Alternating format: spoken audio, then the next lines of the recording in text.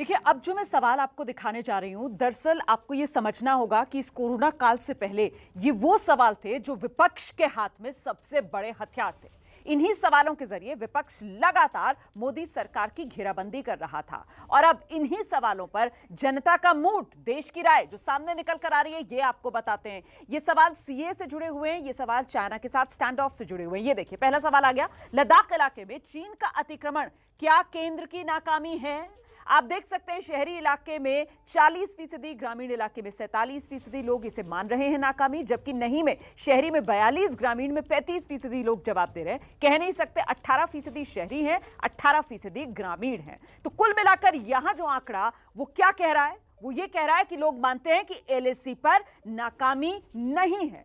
इसका मतलब क्या है? इसके मायने ये हैं कि लोगों को भरोसा है, सरकार चीन को करारा जवाब दे रही है उसी की जबान में। मतलब केंद्र सरकार के साथ खड़ी हुई जनता नजर आती है चाइना के साथ स्टैंड ऑफ वाले मामले पर। अब अगला महत्वपूर्ण सवाल वो आपके सामने है। यह सवाल सीए से जुड़ा हुआ। सीए लागू करने का फैसला क्या केंद्र सरकार का सही फैसला है? इस पर आंकड़े देख लीजिए आप। हां 65% शहरी, 48% ग्रामीण कह रहे हैं कि हां।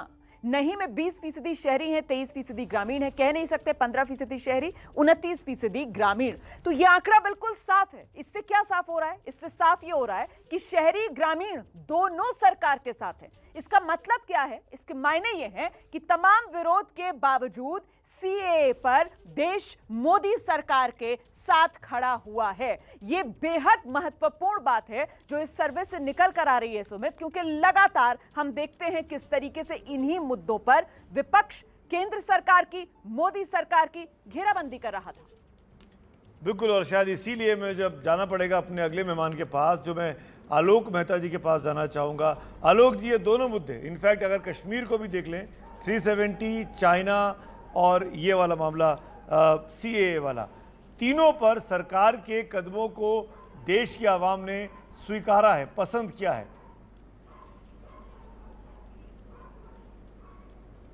सुमित जी देखिए, मैं थोड़ा सा दिबांग जी की इस बात से तो सहमत हूँ कि समय लगेगा जम्मू कश्मीर को बिल्कुल नॉर्मल सी लाने में, इसलिए उतना ज़्यादा आशा करने के साथ, लेकिन जो फैसला है वो जनता भी मानती है और मेरा ख्याल है कि पूरा दुनिया में इसको समझा गया है कि एक बड़ा ऐतिहासिक फैसला है जम्मू कश्मीर में आतंकवाद से निपटने के लिए। और मैं लगातार इलेक्शंस में जाता रहा हूँ, कम से कम 30 साल से तो मैं कह सकता हूँ, और उसके पहले ध्यान दिया गया। ऐसे चुनाव होते थे जब केवल 200 आदमी वोट डाले, बाद में लोग रह जाते थे। और पिछली बार मैं गया था, इस बल्कि निर्णय से भी पहले, पंचायतों के प्रतिनिधियों से मिलने के 4-5, उसमें आपके भी एक आध सहयोगी रहे होंगे। वो ऐसी स्थिति में पंचायतों के लोगों से भी हम मिले, उनकी अपेक्षा तो है, लेकिन उसके बाद पंचायत के चुनाव होना जम्मू कश्मीर में, आप कह सकते हैं वो तो बंगाल के चुनाव पर, बिहार के चुनाव पर सब बातें करते हैं, लेकिन एक चुनाव की प्रक्रिया पंचायत की होना, ये सबसे बड़ी सफलता। उसके बाद इस तरह के जम्मू कश्मीर के ये अलग अलग बात हो सकती है। लद्दाख की कितनी अपेक्षा थी, वर्षों से हम इसमें पार्लियामेंट में सुनते थे लद्दाख को यदि केंद्र शासित, और बाद में अब ये वायदा किया गया है कि हो सकता है कि तीनों का एकीकरण फिर से हो जाए।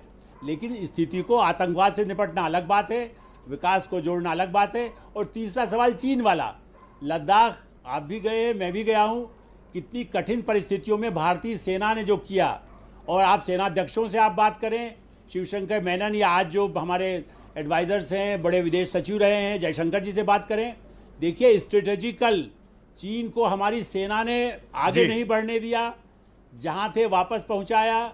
हमारे लोगों ने जान पर खेल करके काम किया, इसलिए देश की जनता उनके साथ है। छोड़ दीजिए कौन सी पार्टी है वो, और आप फिर से आज चाहे कल भी ला लीजिएगा, जो पुराने विदेश सचिव रहे हैं या सरकार के लोग रहे हैं, वो मानते हैं कि चीन पहले भी आगे इस तरह की कोशिश करता था। कोई नई बात नहीं है। जो ऐसा इलाका है जहां क्षेत्र तय नहीं है, सीमा तय नहीं है, वो घुसपैठ की कोशिश करता है और आज भी करेगा। लेकिन हम उसको रोकने में, हमारी जो सड़कें बनी हैं, जो मार्ग बने हैं, जहां पर हम एक बार तो ऐसे फंस गए थे कि हमें लगा था कि जीवन में मुश्किल हो जाएगा, पहाड़ टूट चुका। ये चीजें बहुत ही क्रिटिकल थी, चाहे चाइना का मामला हो, चाहे सीए का मामला हो। एक क्विक रिएक्शन यशवंत का लेना चाहता हूं। यशवंत कुछ बोलना भी चाह रहे हैं, हाथ उठाया जी।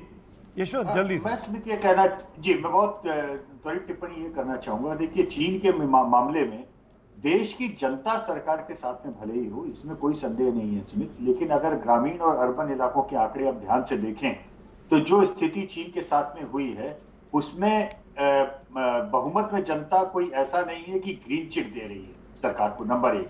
नंबर दूसरी चीज, ग्रामीण इलाकों से जहां से ज्यादा बड़ी तादाद में लोग सेना में जाते हैं, सेना में भर्ती होते हैं, देखिए ग्रामीण इलाकों में लोगों ने बहुत स्पष्ट बोला है कि ज्यादा एग्रेसिव होने की जरूरत है। वहां पे उनको लगता नहीं है कि अभी चीन को पूरी तरह से मुंह तोड़ जवाब दिया गया है या चीन के खतरे से हम पूरी तरह से दो चार हो पाएंगे। ये महत्वपूर्ण इसलिए है क्योंकि सेना की भर्तियां हम जानते हैं, जो जवान हैं हमारे यहाँ के, वो बड़ी तादाद में ग्रामीण इलाकों से ही जाते हैं। और ग्रामीण भारत का अभी भी बहुत साफ ये मानना है कि चीन के मामले में अभी भी हम पूरी तरह से सुरक्षित, सक्रिय या हमने एक क्लियर कट स्टैंड लिया हो, ये अभी तक उनको क्लैरिटी नहीं।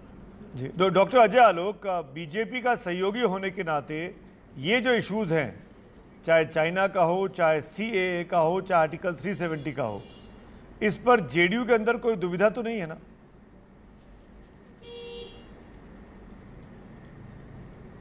नहीं, कोई दुविधा नहीं है। जेडीयू के अंदर कोई दुविधा नहीं है। ये सारे मसले अब हल हो चुके हैं, तो दुविधा होने की बात कहाँ है। हाँ, मैं अपने चचा जी को सुन रहा था, कह रहे थे कि देश रसातल में चला गया, सब जगह से रसातल में चला गया।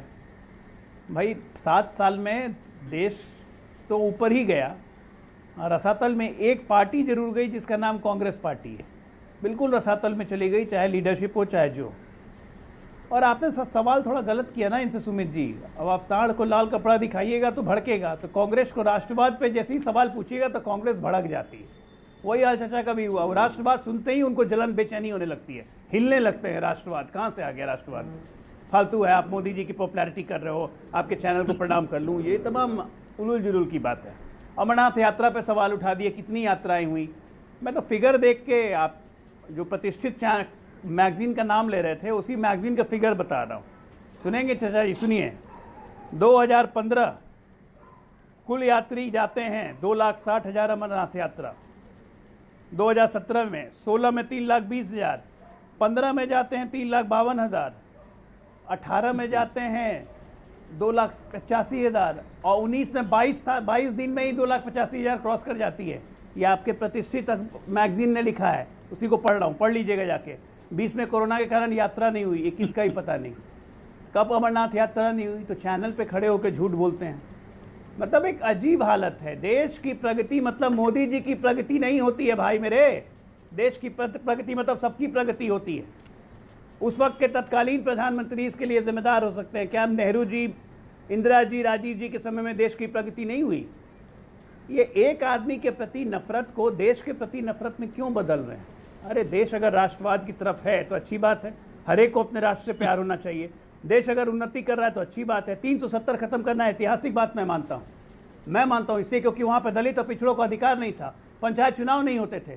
क्या कांग्रेस पार्टी नहीं चाहती है कि पिछड़ों दलितों को उनका अधिकार मिले? जी, अखिलेश जी बोलना चाह रहे हैं। नहीं चाहती है कि पंचायती राज का चुनाव हो जम्मू कश्मीर में? सुमित जी बोलिए जल्दी से। हाँ, 370 हटाने का खुल के समर्थन करना चाहिए था। हाँ, खामोश रहे।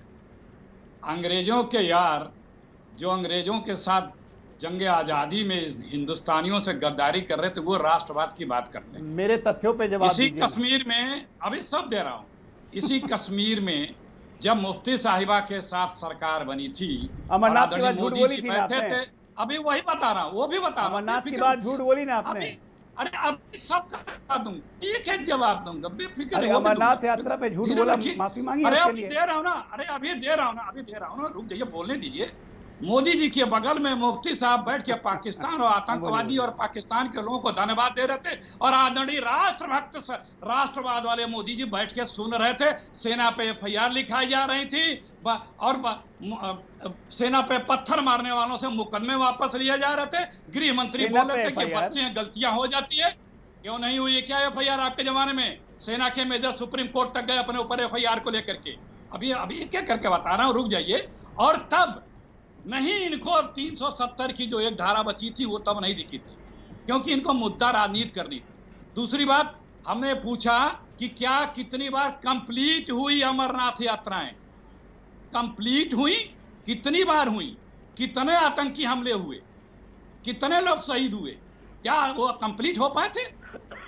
जो आप लोग और इस देश में आप बता रहे हैं कि बड़ा अच्छा चल रहा है, हम इकोनॉमी में कहाँ हैं? माइनस में हैं। बांग्लादेश हमसे आगे बढ़ गया, लेकिन मोदी जी की कीर्तनगिरी में बताएंगे हम बड़े अच्छे हैं। नौकरियां खत्म हो गई, बैंक बेहाल कंगाल हो गए, मित्रों के 11 लाख करोड़ माफ हो गए, 10 लाख एनपीए में चला गया। अड़ोस पड़ोस जिससे पिद्दी भर के जो देश है वो हमको आंखें दिखा रहे हैं। दुनिया में हमारी साथन में चली जा रही है। सिर्फ हम दो हमारे दो मित्रों के अलावा हर कोई बर्बाद हो रहा है। और ये दो मित्र हिंदुस्तान में नहीं, एशिया में नहीं, दुनिया में रहे होते जा रहे हैं। सवाल 370 पे पूछ रहा हूँ। विजय शंकर तिवारी जी, कांग्रेस की बात का जवाब देना चाहेंगे आप? जो बात अखिलेश जी कह रहे हैं, लेट विजय शंकर तिवारी जी को आने दीजिए डिबेट में प्लीज। अखिलेश जी मेरे बड़े परम मित्र हैं, और जिस पार्टी से आप बिलोंग करते हैं उसका पहला अध्यक्ष भी वो अंग्रेज था, और अभी भी आधे अंग्रेज हैं। इटली में पैदा हुई सोनिया गांधी जी, वही आपकी मुखिया हैं। रूम भी मुखिया। तो अंग्रेजों के गुलाम कौन रहे हैं, ये तो अखिलेश जी को तय करने दीजिए। दूसरी बात, जो आज जिस विषय पर हम चर्चा कर रहे हैं वो विषय ये है कि आपके प्रधानमंत्री जी गवाही आपके प्रश्न का उत्तर दिया है, आपके प्रश्न का उत्तर दिया केवल हमने। दूसरी बात हम ये कहते हैं, धारा 370 पर सारा देश खुश था, कांग्रेस को दुख था, सारा देश खुश था। अरे भाई, समर्थन दिया था पार्लियामेंट में। श्री राम जन्मभूमि पर सुन लीजिए, जब सुप्रीम कोर्ट ने ये कहा कि ये जन्मभूमि रामलला की, सारा देश खुश था, लेकिन कांग्रेस तब भी दुखी थी। यानी आप ये समझ सकते हैं, ये देश के मुद्दे थे। ये अखिलेश जी हमारे यहाँ पे मुद्दे नहीं थे, सारे देश के मुद्दे थे। आप हल कर सकते थे, धारा 370 भी हल कर सकते थे, श्री राम जन्मभूमि भी हल कर सकते थे, लेकिन आपने किया नहीं, क्योंकि एक वर्ग को आपने खुश कर दिया, लेकिन वो वर्ग अब आपके काम नहीं आ रहा है। अभी पिछले बार देखो, ये सर्वे जो है अखिलेश जी, ये जनता का सर्वे है, ये आकाश में सर्वे इन्होंने नहीं किया है। ये सर्वे भी जनता का, और पिछले 5 चुनाव भी जनता के हुए हैं। सब जगह उनके वृद्धि के, उनकी उत्कृष्टता के प्रमाण नजर आ रहे हैं। मैं केवल इतना कहना चाह रहा हूं कि आप बात करिए।